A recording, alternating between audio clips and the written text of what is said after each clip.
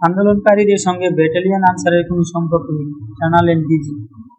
আন্দোলনকারী আনসার সদস্যের সঙ্গে ব্যাটালিয়ন আনসারের কোনো সম্পর্ক নেই বলে জানিয়েছেন বাংলাদেশ আনসার ও গ্রাম প্রতিরক্ষা বাহিনীর মহাপরিচালক DG major general Abdul Mutaleb Sajjad Mahmud. গতকাল রবিবার রাতে গণমাধ্যমকে তিনি একথা জানান।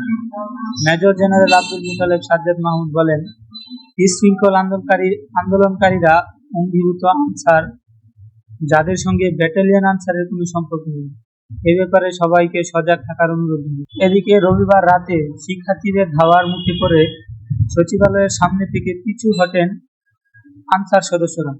তারা পোশাক খুলে জিপিইউ এলাকা দিয়ে পালিয়ে যান। পালিয়ে যাওয়ার পর শিক্ষার্থীরা তাদের ফেলে যাওয়া পোশাকে আগুন ধরিয়ে দেন।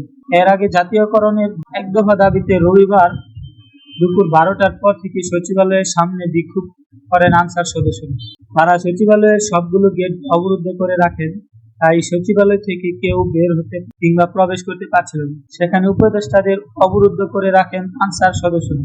রাত 8:30টার দিকে বৈষম্য বিরোধী ছাত্র আন্দোলনের কয়েকজন ফেসবুকে অবরোধের বিষয়টি জানিয়ে পোস্ট দিলে শিক্ষার্থীরা লাঠি সুতা নিয়ে ঢাকা বিশ্ববিদ্যালয় থেকে সচিবালয়ের অভিমুখে রওনা হয়। এরপর রাত 9:20 দিকে শিক্ষার্থীদের সঙ্গে আনসারদের সংঘর্ষ হয়। দুই পক্ষের মধ্যে ধাওয়া পাল্টা ধাওয়া চলে। এক পর্যায়ে সেনাবাহিনী ঘটনাস্থলে এসে উভয় পক্ষকে শান্ত করার চেষ্টা করে। পরে শিক্ষার্থীরা আনসার সদস্যদের ধাওয়া করে। এ সময় আনসার সদস্যরা পোশাক খুলে জিপিইউ এলাকা দিয়ে পালিয়ে যান।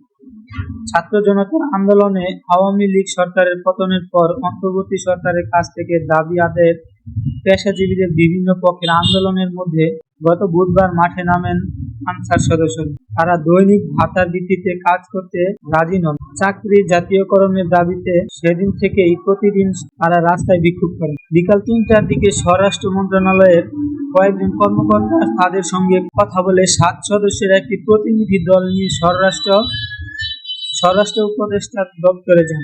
ওই বৈঠকের পর স্বরাষ্ট্র উপদেষ্টা লেফটেন্যান্ট জেনারেল মোহাম্মদ জাহাঙ্গীর আলম চৌধুরী সাংবাদিকদের বলেন, আনসার থেকে রেসপ্রথা বাতিল সিদ্ধান্ত হয়েছে। এরপর আন্দোলন স্থগিত রাখার ঘোষণা দেয় আনসার। তবে তার কিছুক্ষণ পরেই আবার আন্দোলন শুরু করেন আনসার সদস্যরা।